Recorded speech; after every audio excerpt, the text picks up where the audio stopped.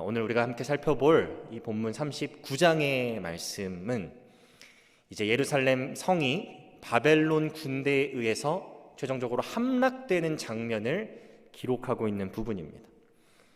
그리고 오늘 말씀을 쭉 보다 보면 특정 인물들에게 이 바벨론에 의해서 예루살렘 성이 멸망하는 이 사건이 어떻게 경험되어지고 어떻게 영향을 끼치는지를 우리에게 보여주고 있는데요.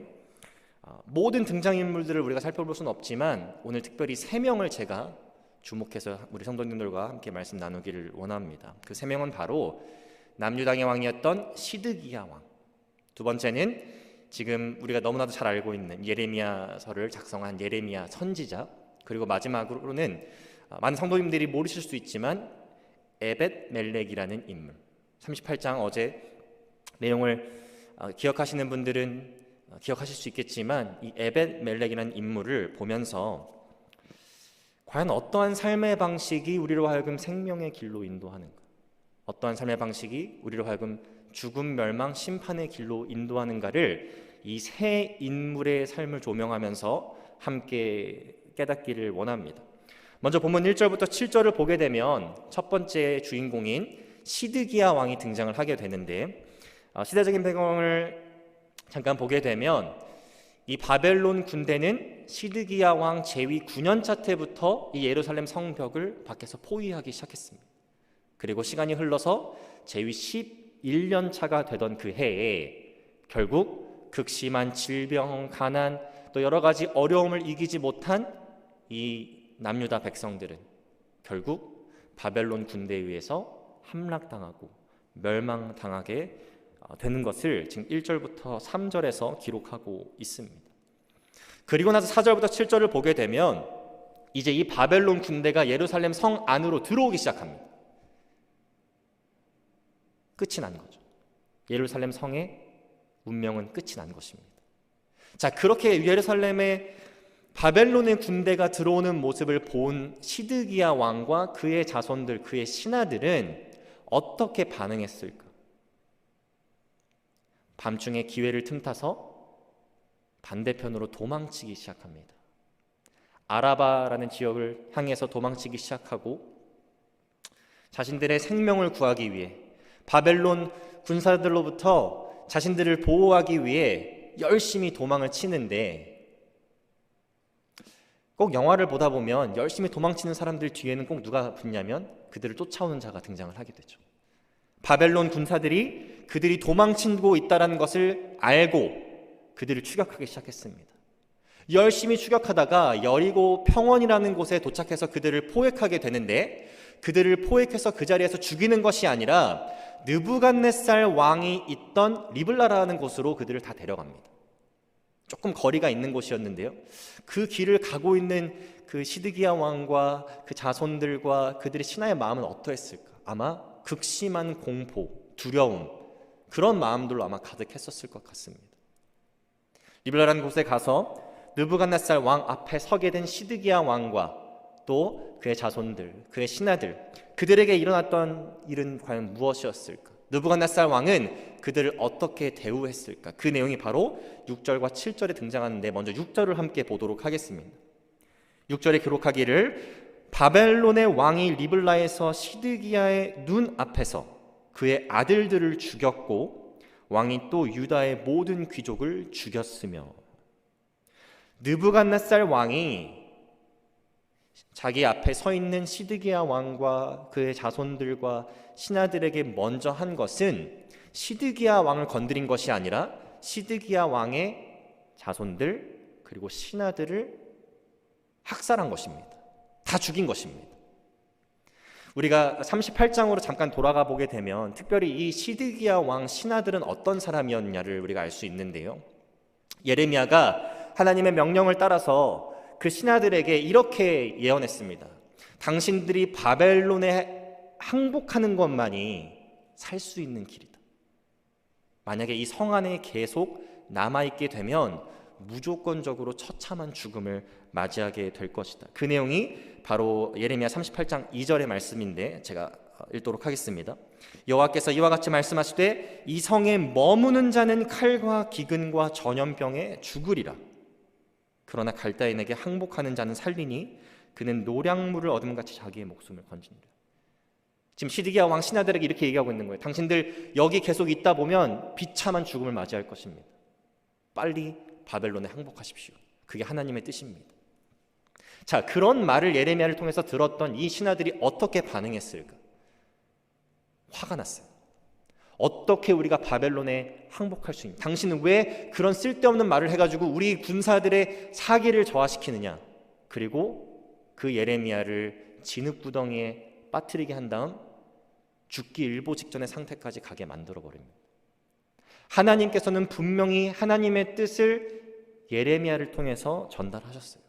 하지만 이 신하들은 자신들의 생각과 자신들이 이상적으로 생각하는 답변과 그것이 맞지 않자 외면하고 오히려 하나님의 말씀을 전한 예레미야를 핍박하고 고통스럽게 만들어 버립니다. 하나님께서 이러한 그 진노의 상황을 이 신하들에게 임하게 했던 이유는 저는 바로 거기에 있다고 생각을 합니다. 하나님께서는 분명히 살 수 있는 길을 말씀해 주셨어요. 하지만 그 말씀에 순종하지 않았고 그 말씀을 오히려 외면하고 그 말씀을 전한 자를 핍박하고 고통스럽게 했다. 그것은 사실 하나님을 향한 직접적인 도전이었습니다. 죽음의 길은, 멸망의 길은, 심판의 길은 이렇듯 하나님의 말씀을 외면하고 순종하지 않고 그 하나님에게 직접적으로 도전하는 것, 그것이 바로 멸망과 심판의 죽음의 길이라는 것을 우리가 시드기야 왕을 통해서 알 수가 있습니다. 그렇다면 시드기야 왕의 결말은 어떻게 됐을까요? 시드기야 왕의 결말. 방금 우리는 시드기야 자손들과 신하들의 결과를 봤는데요. 7절의 내용입니다. 본문 7절의 내용. 왕이 또 시드기야의 눈을 빼게 하고 바벨론으로 옮기려고 사슬로 결박하였더라. 이 시드기야 왕이 방금 목격한 것은 자신의 자손들과 신하가 한 번에 몰살당하는 장면입니다. 그리고 나서 느부갓네살 왕이 어떠한 명령을 내리냐면 이 시드기야 왕의 눈을 뽑아버리라고 명령을 합니다. 엄청나게 잔인하고 잔혹한 형벌이죠. 시드기야 왕의 시야가 살아있을 때 그가 마지막으로 본 장면은 자신의 자손들이, 자신에게 충성을 맹세했던 신하들이 한 번에 죽는 충격적인 장면이었습니다. 그리고 그는 바벨론으로, 포로로 잡혀가게 되죠. 사실 이 시드기야에게도 끊임없이 하나님께서 예레미야를 통해서 살 수 있는 길을 말씀하셨어요. 하지만 시드기야 또한 그 말씀을 듣고 순종하기보다는 외면하고 때로는 감추기까지 했습니다. 이 시드기야의 눈이 뽑히는 이 벌은 사실 이미 예언돼 있었습니다. 또 아무리 도망쳐도 결국 바벨론의 손에 잡힐 거라는 것 또한 기록되어 있는데 바로 예레미야 32장 4절을 보면 이렇게 기록하고 있습니다. 유다 왕 시드기야는 갈대아인의 손에서 벗어나지 못하고 반드시 바벨론 왕의 손에 넘겨진 바 되리니. 아라바 지역으로 도망치는 시드기야 왕의 운명은 이미 결정되어 있었습니다. 그가 하나님의 말씀에 순종하지 않았기 때문이죠. 그리고 에스겔서 12장 13절에 보니까 이렇게 기록하고 있는데요. 내가 또 내 그물을 그의 위에 치고, 즉 시드기야 왕 위에 치고 내 올무에 걸리게 하여 그를 끌고 갈대아 땅 바벨론에 이르리니 그가 거기에서 죽으려니와 그 땅을 보지 못하리라. 바벨론의 땅에 가서 포로로 살게 되는데, 그 땅에 가서 거주하게 되는데, 또 그 땅에서 죽게 되는데 그 땅을 보지 못하게 될 거래요. 왜 그럴까요? 가기 전에 눈이 뽑히기 때문입니다.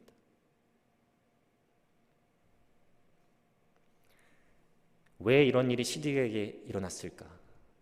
37장 전반부를 보게 되면 예레미야에게 시드기야가 이렇게 얘기하죠. 하나님께 우리를 대신해서 좀 기도 좀 해줘라.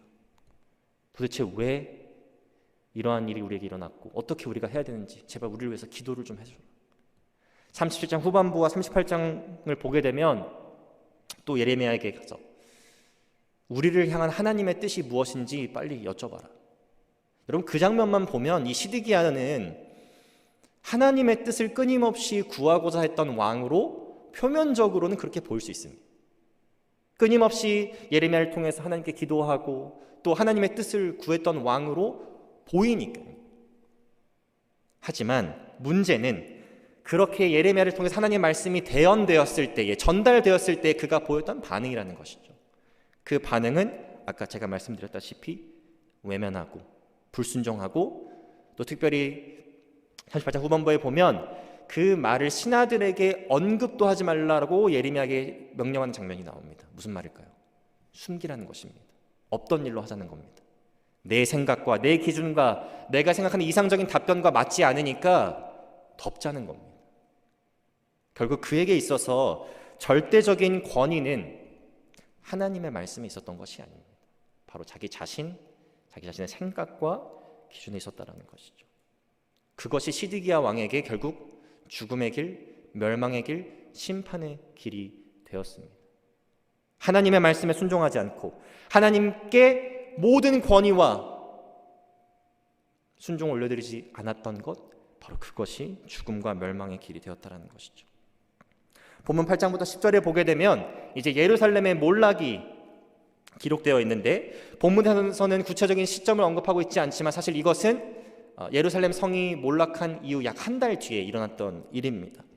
느부갓네살 왕은 자신의 부하였던 느부사라단이라는 인물을 통해서 이제 유다 왕이 지냈던 왕궁이라든지 또 성전이라든지 성벽 모든 것들을 무너뜨리고 불태우고, 또 가난한 자들 일부만을 남겨둔 채 많은 사람들을 포로로 바벨론에 잡아갔습니다.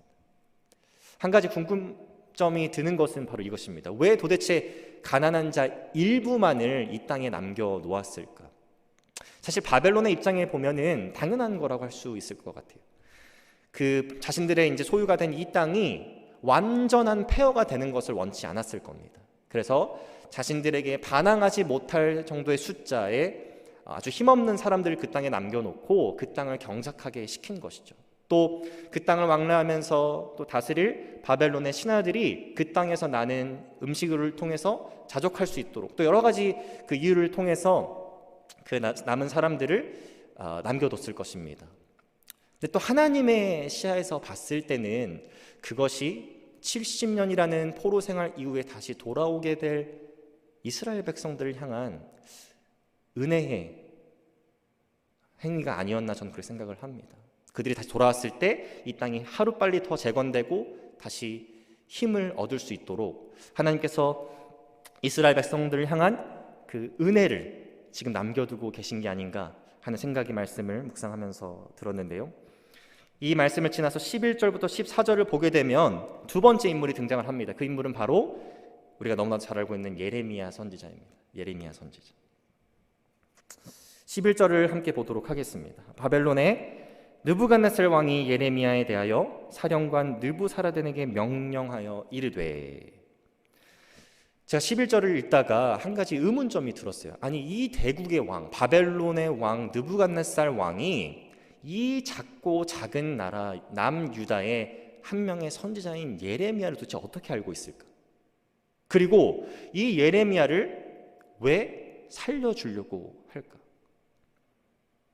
12절을 보니까 그를 데려다가 선대하고 해하지 말며 그가 내게 말하는 대로 행하라. 느부갓네살 왕이 절대 관용이 넘치고 사랑과 긍휼의 마음이 넘치는 왕은 아니었습니다. 방금 우리가 봤듯이 시드기야 왕의 자손과 신하들을 한 번에 몰살시킨 그런 왕이에요. 근데 어떻게 예레미야를 알고 있고 또 예레미야에게 이러한 선대를 베풀고 있는가? 성경은 사실 그 이유에 대해서는 함구하고 있습니다. 하지만 우리가 인간적인 생각으로 유추해 봤을 때에 아마도 바벨론에 미리 항복한 자들에 의해서 전해 들었거나 아니면 남유다의 정세를 잘 꿰고 있었던 자신의 신하들을 통해서 남유다의 모든 선지자들과 또 수많은 사람들은 바벨론에 항복하기를 거부하고 있지만 단 한 명의 그만큼은 바벨론에 항복하는 것이 사는 길이라고 말하는 사람이 있다. 그가 바로 예레미야고, 그렇게 해서 아마 예레미야를 알고 있지 않았을까라고 유추는 해볼 수 있을 것 같아요. 하지만 이 예레미야가 지금 놀라운 구원과 하나님의 보호하심을 경험하고 있는 것 또한 사실은 하나님의 계획 속에 담겨져 있었습니다. 예레미야 1장으로 처음으로 돌아가 보게 되면 하나님께서 예레미야 선지자를 이제 부르시는 장면이 등장을 하게 되는데요. 사실 예레미야는 처음에 선지자가 되고 싶었던 사람은 아니었습니다. 하나님께서 그를 부르셨을 때 예레미야는 오히려 하나님, 저는 어립니다. 부족합니다. 말도 못합니다. 저는 이 일을 감당할 수 없습니다 라고 거절했던 사람이에요. 하지만 그때 하나님께서 내가 나의 말을 너의 입에 집어넣겠다. 그리고 내가 앞으로 모든 어려운 상황 속에서 너를 구원하겠다 하신 약속의 말씀이 있어요. 그 내용이 바로 예레미야 1장 7절에서 8절의 말씀입니다. 여호와께서 내게 이르시되 너는 아이라 말하지 말고 내가 너를 누구에게 보내든지 너는 가며 내가 내게 무엇을 명령하든지 너는 말할지니라. 너는 그들 때문에 두려워하지 말라. 내가 너와 함께하여 너를 구원하리라. 하나님께서 미리 약속하셨어요. 너가 나의 사명을, 내가 지금 너에게 주는 이 사명, 즉 나의 말을 내가 가라고 한 그곳에서 그 사람들에게 신실하게 가감없이 전한다면, 너가 나의 일을 감당하면 내가 너의 삶을 책임지겠다라고 하나님께서 약속하셨고, 그 약속이 성취되는 장면이 바로 오늘 본문의 말씀입니다. 그 어려움 가운데 하나님께서 구원하시고 보호하신 장면인 것이죠. 여기서 우리는 과연 생명의 길, 구원의 길, 또 하나님의 보호하심을 받는 그 길이 어떠한 길인지를 깨달을 수 있습니다. 그것은 하나님의 명령을 따라 사는 삶, 하나님께 절대적인 순종을 올려드리는 삶, 그것이 설령 내가 싫다고 할지라도 그 마음을 고쳐먹고 하나님의 뜻에 순종하는 삶, 그것이 바로 생명의 길, 구원의 길, 하나님의 보호하심을 경험할 수 있는 길임을 우리가 예레미야를 통해서 알 수 있게 되는 것이죠. 제가 이 시드기야와 예레미야라는 두 인물을 묵상하면서 예수님께서 하셨던 비유가 하나 떠오르더라고요. 바로 두 아들의 비유입니다. 마태복음 21장에 등장하는 비유인데, 한 아버지가 첫째 아들에게 가서 이렇게 얘기하죠. 포도원을 좀 가서 경작해라. 첫째 아들이 저는 싫습니다. 하고 싶지 않습니다. 이렇게 얘기하다가 마음을 고쳐먹고 결국 아버지의 명령에 순종해서 포도원을 가꿉니다. 두 번째 아들에게 아버지가 동일하게 물어봅니다. 가서 포도원을 좀 가꿔라. 둘째 아들이 말하기를 네, 그렇게 하겠습니다, 아버지. 근데 결국 그 둘째 아들은 포도원에 얼씬도 하지 않습니다. 이것이 마치 예레미야와 시드기야, 상황은 조금 다를 수 있지만 이렇게 좀 거울처럼 보이더라고요. 예레미야는 처음에 하나님의 선지자 역할을 감당하고 싶지 않았습니다. 하지만 그가 마음을 고쳐먹고 하나님께서 명령하신 대로 내가 가라고 한 곳에서 내가 만나라고 한 사람들에게 나의 말을 신실하게 전해라. 예레미야는 정말 목숨이 걸린 그 상황들을 겪어오면서도 그 명령을 순종했고 그렇게 살아왔습니다. 그랬더니 하나님의 놀라운 구원하심과 또 보호하심을 경험했다는 것이죠. 하지만 시드기야 왕은 38장에도 보니까 하나님께 기도할 줄도 아는 사람이었고 또 하나님의 뜻을 표면적으로는 구하는 사람이었지만 하나님의 말씀이 그에게 도달했을 때에, 예레미야를 통해서 대언됐을 때에 그 말씀에 순종하지 않고 따르지 않았다라는 것, 자신의 기준이 하나님의 말씀의 기준보다 더 높이 있었다라는 것, 그것이 결국 그에게 죽음의 길이, 멸망의 길, 심판의 길이 되었다라는 것입니다. 오늘 보면 15절에서 18절을 보게 되면 이제 마지막 세 번째 인물이 등장을 하게 되는데요. 바로 에벳 멜렉이라는 인물입니다. 이 에벳 멜렉이라는 인물은 38장에 보게 되면, 아까도 제가 짧게 설명을 드리긴 했는데, 예레미야가 신하들에게 바벨론에게 항복하는 것만이 살 길이다 라고 얘기했을 때에 그 신하들이 그것을 굉장히 언짢게 여기고 예레미야를 진흙구덩이에 던져버리는 사건이 등장을 합니다. 그때 그 사건이 행하졌음을 듣고 한 인물이 등장을 하는데 그가 바로 에벳멜렉이에요. 이 에벳멜렉의 인물이 그 사건이 일어났다는 소식을 듣고 예레미야를 구출하기 위해서 누굴 찾아가게 되냐면 시드기야 왕을 직접 찾아가게 됩니다. 그리고 그에게 가서 이 신하들이 한 일은 악한 일입니다. 그리고 예레미야를 빨리 구출해야 됩니다 라고 간청을 하게 된 데서 여러분 생각해 보시면 이렇게 간청하는 것은 굉장히 위험한 일이에요.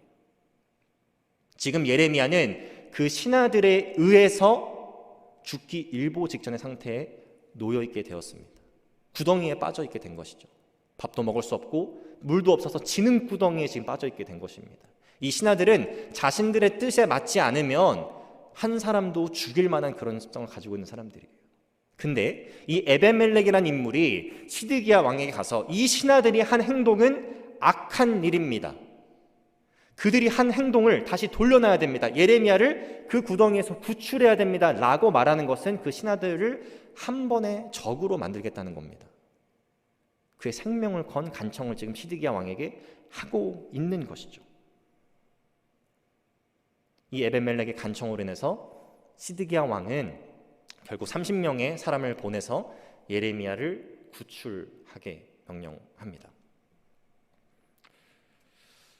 근데 오늘 본문의 말씀을 보니까 갑자기 예레미야를 통해서 하나님께서 말씀하시기를 이 에벤멜렉에게 가서 그가 그날에, 즉 예루살렘 성이 바벨론에 의해서 멸망하는 그날에 에벤멜렉만큼은 죽지 않을 것이다. 오히려 그가 구원을 얻을 것이다 라고 말씀하게 하세요.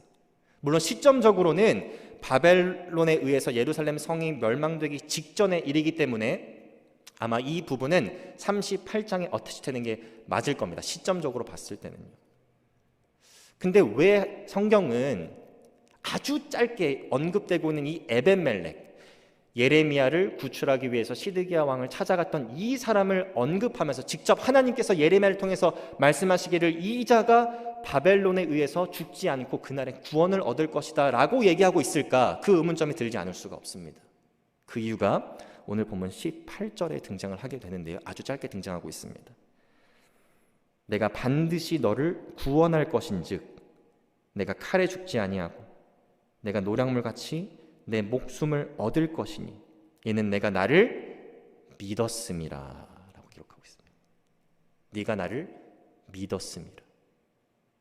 자, 이 말씀을 통해서 예레미야를 구출하고자 시드기야 왕을 찾아갔던 에벤멜렉이라는 인물의 속마음을 우리가 대략 유추해 볼 수가 있어요. 예레미야를 개인적으로 너무나도 잘 알고 있는 사람이어서도 아니었을 것이고, 또 어떤 지연이 있어서 개인적인 관계가 있어서도 아니었을 것이고, 동정심이 많은 사람이어서도 아니었을 것이고, 주된 이유는 무엇이었냐면 그 예레미야라는 인물이 하나님의 말씀을 대언하는 선지자였고 하나님의 사람이었기 때문이었다는 것을 바로 이유로 우리가 알 수 있습니다. 결국 하나님을 믿는 자, 하나님을 경외하는 자, 그렇기 때문에 하나님의 말씀을 대언하는 예레미야도 그가 신뢰하고 또 그가 죽지 않게 모든 조치를 본인이 할 수 있는 상황 속에서 하고자 했던 사람이었다는 것이죠. 이 에벤멜렉이라는 사람의 이름이 뜻이 굉장히 재밌습니다. 에벳, 멜렉 두 가지로 나눠지는데 바로 종, 왕이란 뜻입니다. 이걸 이제 히브리어로 보게 되면 왕의 종이란 뜻이에요. 왕의 종. 여러분, 인간적인 시야로 봤을 때 이 에벤멜렉은 시드기야 왕의 신하였습니다. 시드기야 왕의 신하로서 그는 시드기야 왕을 잘 섬기는 사람이어야 했겠죠. 근데 이 에벤멜렉이라는 인물을 보니까요, 그의 마음속에는 진짜 왕이 누군지 알고 있었던 사람 같아요. 내가 진짜 누구의 종인지를 지금 알고 있었던 사람 같습니다. 나의 참된 왕은 하나님이시다, 이거를 깨닫던 사람 같아요. 이 이름이, 이 에벤멜렉, 왕의 종이라는 이름이 저는 굉장히 이 두 가지 측면에서 지금 이 말씀 속에서 보여집니다. 시드기야 왕의 신하로 살아가는 이 사람이 궁극적으로는 하나님이라는 참된 왕의 신하로 살아가고자 하는 이 모습, 이것이 바로 우리가 두 번째로 알 수 있는 생명의 길, 또 구원의 길, 하나님의 보호하심을 경험할 수 있는 길이라고 저는 생각을 합니다. 하나님의 말씀에 순종하고 그 말씀대로 살아가고 어떠한 상황 속에서 그 말씀을 붙드는 것도 중요하지만 동일하게 중요한 것은 우리의 참된 왕이 누구신지를 우리가 기억하고 그 왕에게 순종하는 삶을 사는 것, 그것이 오늘 본문에서 우리에게 제시하고 있는 생명과 구원과 하나님의 보호하심을 경험할 수 있는 길이라는 것이죠. 오늘 말씀을 정리하면서 짧게 교훈을 나눈다면, 우리는 이미 우리의 머릿속으로 마음속으로 어떠한 길이 생명의 길이고 죽음의 길인지 다 알고 있습니다. 하나님께 온전한 순종을 드리고 하나님의 말씀을 신뢰하고 그 말씀대로 살아가는 것. 하지만 이러한 삶을 살다 보면 때때로 우리가 예측하지 못한, 또 예상하지 못한 많은 어려움들이 찾아올 때가 있습니다. 내가 하나님의 사람이라는 이유만으로 심각한 고통, 핍박을 받을 때가 있어요. 마치 예레미야가 경험한 것처럼, 그 시드기야 왕의 신하들에게 당한 것처럼. 또 그렇게 하기 위해서는 정말 목숨을 걸어야 될 때가 있습니다. 마치 이 에벤멜렉이라는 사람이 경험한 것처럼. 사실 우리가 신앙생활을 하면서, 특히 미국 땅에서 신앙생활을 하면서 그런 상황을 마주하기란 쉽지는 않습니다.